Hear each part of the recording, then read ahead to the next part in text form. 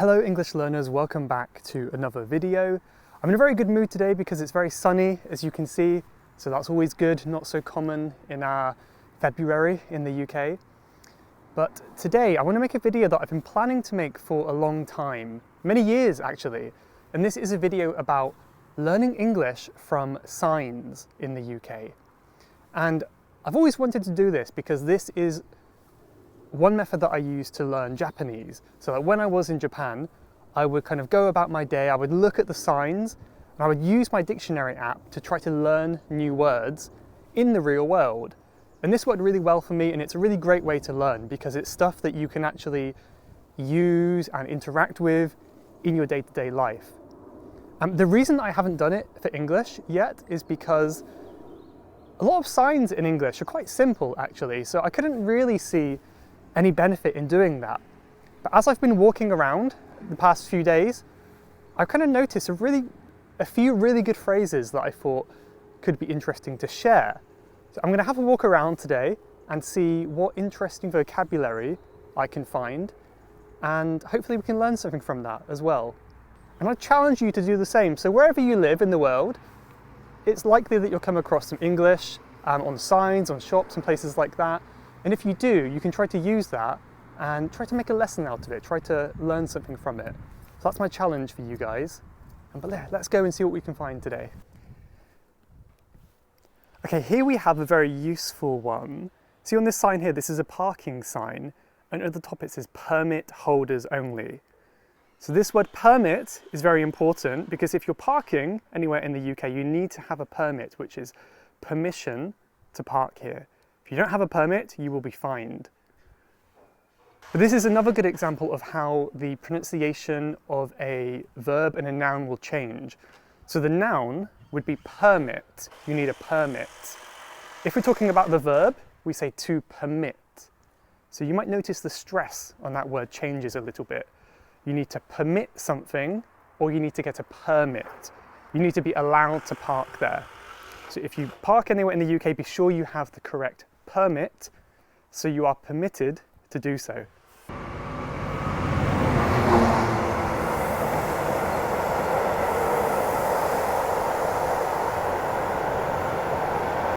Here's another sign that you will see a lot of around kind of the back streets and more residential areas in the UK, and this is the no fly tipping sign. And I have actually no idea why it's called fly tipping. I'll have to research that later. But fly tipping is essentially like dumping your waste in public areas. So if you have a lot of waste, especially commercial waste from your building job or your construction work or something like that, fly tipping is when you kind of dump it somewhere illegally, basically. And as you can see here, offenders can face a hefty fine of up to £50,000. I always find it a little bit strange why we need a sign that says no fly tipping. It's because it's illegal wherever you do it.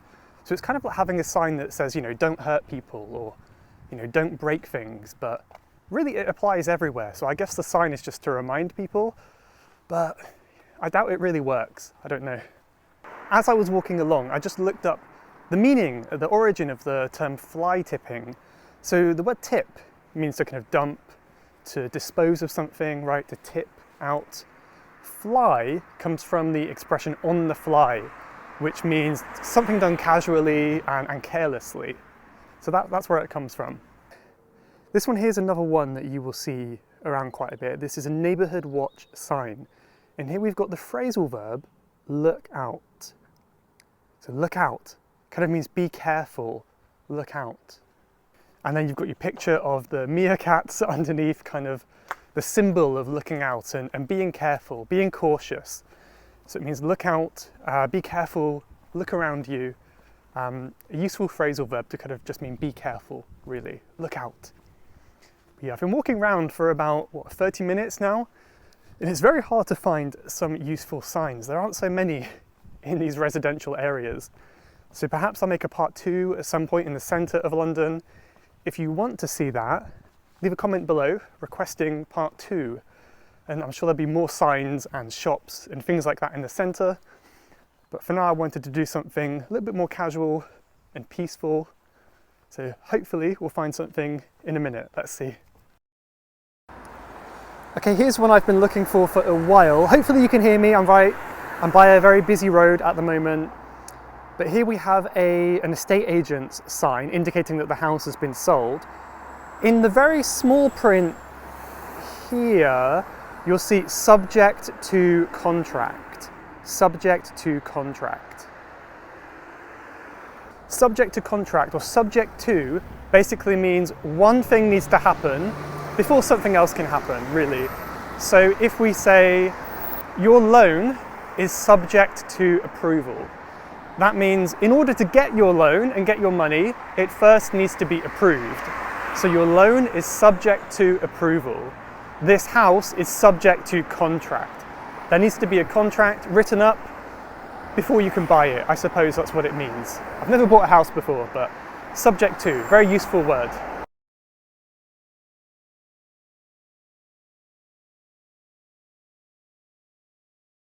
So I've been looking for this sign for about an hour now, and after all that walking, I finally found it. Give way to oncoming vehicles. This is another useful one. We have a lot of phrasal verbs on these signs and that kind of stuff. Give way is a really, really useful sign kind of phrase, let's say, and it basically means cars that are coming the other way, you should let them pass first. Because if there's a car coming through that yellow archway over there, let the car come through and you go through afterwards. So give way. So, imagine you're coming through a very busy, crowded corridor. You might say to people, if you're very rude, give way to me, give way to me. Another way to say that is make way for me. Oncoming just means cars or something else coming in the other direction. So over here, you can see coming now, this is an oncoming car, oncoming vehicle. So yeah, always be careful of oncoming cars.